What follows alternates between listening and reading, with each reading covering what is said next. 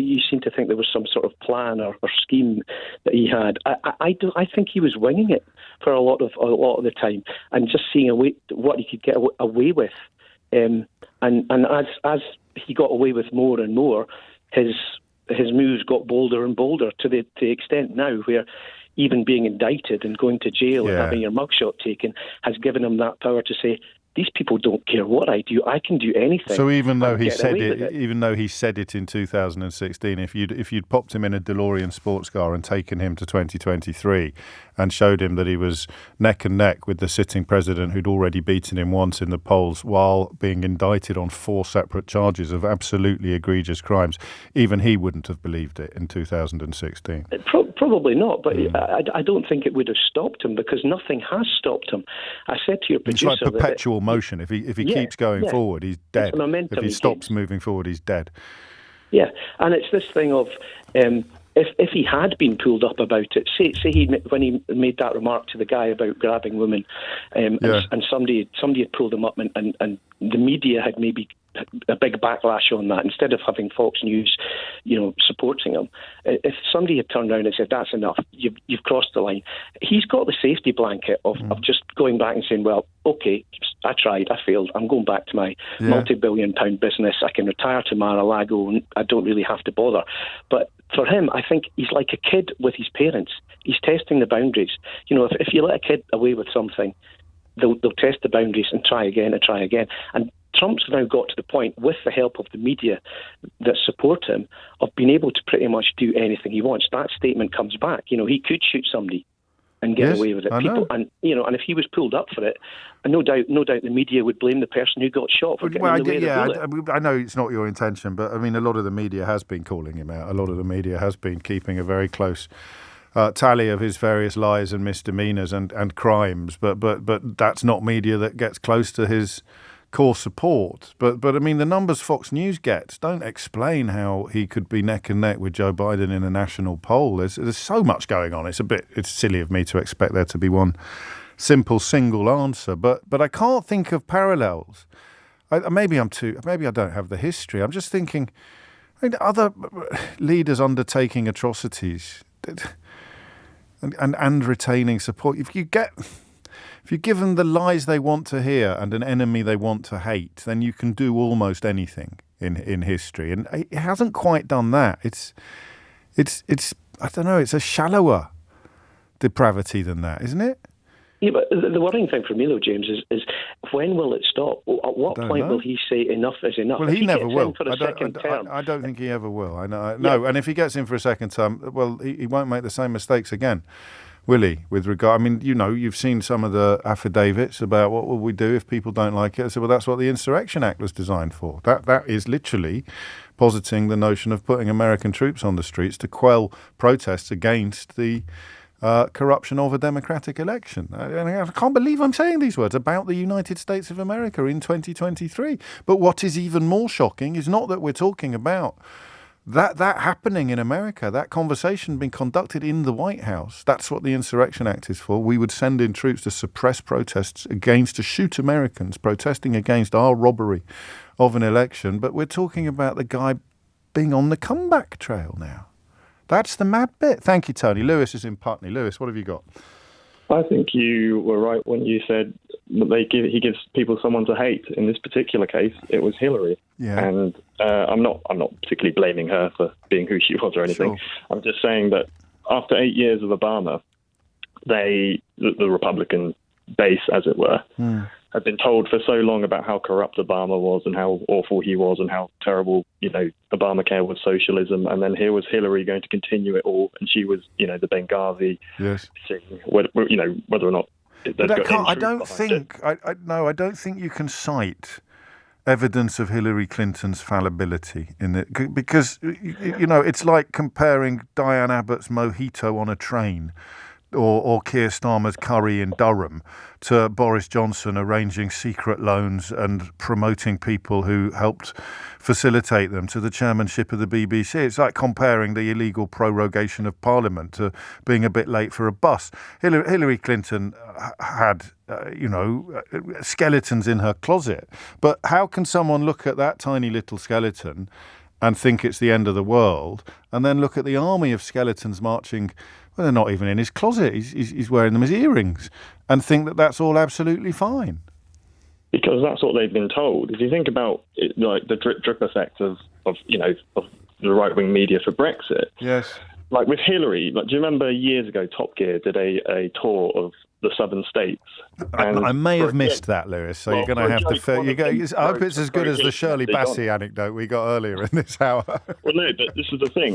There was so much hatred towards Hillary Clinton when one of the guys wrote a pro-Hillary message on it. People literally were almost got people almost got beaten up for the sake of the show, and it's a bit like. You would say to any normal person or Conservative voter, if someone lied to the Queen, they would be up in arms about it. Yes. But if they're doing it for the right reason, in inverted commas, for the greater good, for the country, I'm 100% certain if Donald Trump had shot that person, hypothetically, they would say, well, that person was a traitor. Yeah, he deserved it. Yeah, they give someone... And how did he know that? How did he know? Is it just a lifetime of selling people tut? For a lot of money, a lifetime of mugging people off and taking all that. Because taking money and taking a vote probably are quite similar processes, perhaps. But it's a very slow process. But I think, again, like the other callers said, it's multifaceted, like all things. But I think he just saw gradually over time, especially, building up to it when he said the Muslim ban. And then people weren't, like the Republicans weren't fully against it. Like you heard the odd person say, I think that was the big changing point, because then he suddenly went to like the front runner and he thought, oh, actually, no, I can just say these racist things and ban, certain people, just because people were so worried about the Muslims being the enemy because of, the history. Well, not knowing that I think the second biggest shareholder in Rupert Murdoch's corporation at the time was a Saudi Arabian royal. But this is our curse of trying to bring logic and facts to what is really a psychological process. And so there is nothing then. Right? There is literally nothing. The photographs could emerge of him, I don't know what, doing something with Vladimir Putin that is not suitable for describing at 10:43 on a Friday morning on a family radio program, and they would be. There is literally nothing he couldn't do, nothing at all. There's no sacred cow he could slay that would hemorrhage support. It's incredible, right? If you look carefully, like at Republican support, Putin gets quite a lot because he's religious, he's right wing, he's authoritarian. In the nicest possible, without trying to, in the horrible way of saying it, he does what we'd like to do if the gloves were taken off. We don't care about human rights. We'll bomb ISIS back to the Stone Age. You're using we to describe the kind of people that are drawn to Donald Trump rather than yourself. Of course. No, that is it. Yeah, governed through sort of authoritarianism and hatred, and of course, if you believe that you'd be on the winning side of the abuses and the vileness and the egregious behaviour, then a certain type of person would be delighted with it, and the rest, well, they'd be the ones on the street getting shot after they deployed the Insurrection Act against American citizens. It does fit. I can see the jigsaw. Just some of the pieces are still upside down. I was just thinking about the kind of psychology behind it. I'd lived in the States for 16 years. I've been back for some time. Right. But there is an absolute love of the rebel and counterculture. And he's sort of a symbol of the sort of first rebel for the right-wingers and the racists. Yeah. So if you picture him shooting somebody in Times Square, if the people that support him believe that person is black or a liberal, they don't care. They deserve because there's a gun culture. They deserve exactly. It. So I just, and not just that. Really So all I had to say. You've got the opposite problem to me, Rebecca. But there's also it's not just giving people permission to hate. I think what I may have missed in the early days was people believing the threat that someone is going to take away something you value. So that's part of the American psyche. I don't know. They're going to take away your guns. They're going to take away your whatever it is. But Barack Obama's going to steal it, so you don't have to have a desiccated existence. You don't have to be poor or uneducated or angry if you believe the other lie, the lie that Hillary Clinton is going to steal your guns. Then.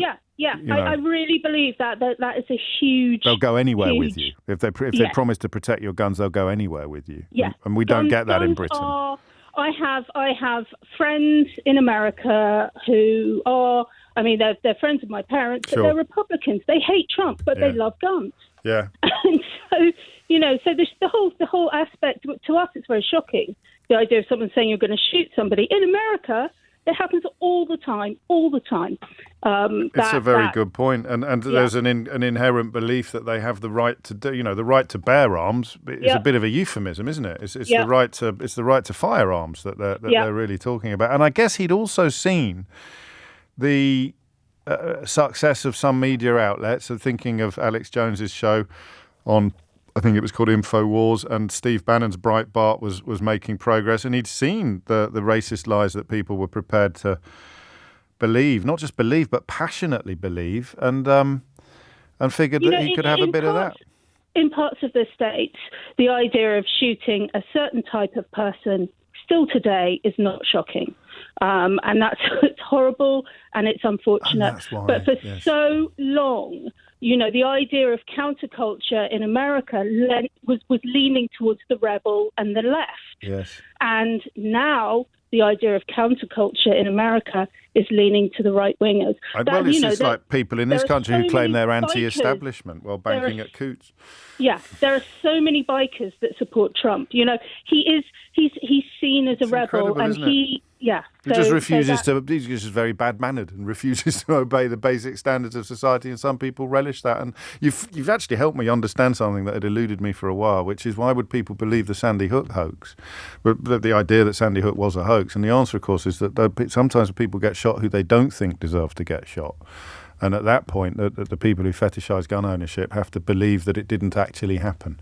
So that psychological, there's a jigsaw piece that I've just turned over, or Rebecca has just turned over for us. Because you sit here as a Brit, and you think of Alex Jones. I personally think two things. I think, first of all, how could anybody be so disgusting? And then how could anybody believe him? And if you want a third thing, you'd think, how could Nigel Farage agree to go on his show several times after he was telling the lies about Sandy Hook? Children being murdered, being a hoax. But it's about guns. And I guess Trump understood that implicitly. So Rebecca's analysis is clear. He can shoot someone on Fifth Avenue because his base will believe they deserved it. But when people who don't deserve to get shot, then someone like Alex Jones pops up to claim that they weren't really shot at all. And what I think was the first media interview that Trump did, either after announcing his candidature or even winning the election, I forget which, it was with the fella on InfoWars. There is that star quality element. And I imagine for many people in America who would never get close to someone like that, Donald Trump, he's put on a pedestal. He's seen as a god. He's a figure to be admired and worshipped by those people. And there is that element of sort of greatness that they would look up to him. I understand all that, but it's staying on the pedestal. It'd be like if Jimmy Savile was still popular among the British public. Because they don't have the ability to do what you do, and hopefully many listeners, and that is basically have critical thinking and look between the lines and see things from different sides. I guess politics and showbiz are different, although he blurs the line. You have enormous falls from grace in America. You have, sure. And go right back to Fatty Arbuckle. You don't retain your popularity after the scandal has broken in the way that he does. They don't have the intelligence, the critical thinking, the wherewithal to be able to sort of turn it around. No, I wish it were that simple. But these are not stupid people. Some of them will be, but there are loads of people who aren't going along with it out of self-interest, like a lot of the Republican Party might be. But there are people who will be. Look, the people who join his clubs and stuff like that, they've earned a ton of money. I appreciate it's not a mark of IQ, but you can't be as thick as mince if you're making millions of pounds. There's something else there. I don't know what it makes me believe in the Dr. Faust story, Philip, is what it does. It makes me believe you can sell your soul to the devil in return for earthly rewards, and that he got himself a full ticket. But I think the base is so, as you quite rightly said, the people that are not so bright is so huge. I've never said that. Massive momentum is so great that it's sort of a juggernaut that overpowers. Maybe. I want to answer your question about how he can get away with shooting somebody on Fifth Avenue. Which not. Listen, I'm sounding like an annoyed teacher now, but the question is actually, how did he know that he would be able to get away? But I think that's probably. I can answer that in a way. Yeah. Okay, so back in 2015, the Republican primaries. Yes. The Republican Party, the caucus, had no interest in Trump. No, I remember. They didn't want Trump on the stage. They hated him. And so the caucus was all for Ted Cruz. Yes. But Trump had the ability to get to the people. You know, he was the billionaire businessman. Yep. He was the celebrity that abused other celebrities. Yes. And so he got, twice as many people votes as Ted Cruz. And once he won the nomination, even the people that thought he was a vile human being had to get behind him. Yeah. Because they needed the presidency in every other spot. Sure. So he had the entire Republican caucus. He had the entire, the donor society behind him. He was invincible. But you also have to remember, he didn't win the most votes in 2016. He won the Electoral College. Sure. And that's what he tried to recreate in 2020. By getting the votes in the right, the votes in the right place. Right, no, in Georgia. No, but he still. I don't Arizona, accommodate this quibble because he got and for what he is, he got an epic amount of votes, and for what he is now, the support that is being demonstrated in the polling is utterly obscene. I'm not buying the polling, but remember, Biden got more votes than Barack Obama got. Yeah, but the population's grown as well, I think. Well, so maybe. Keep an eye on the percentages.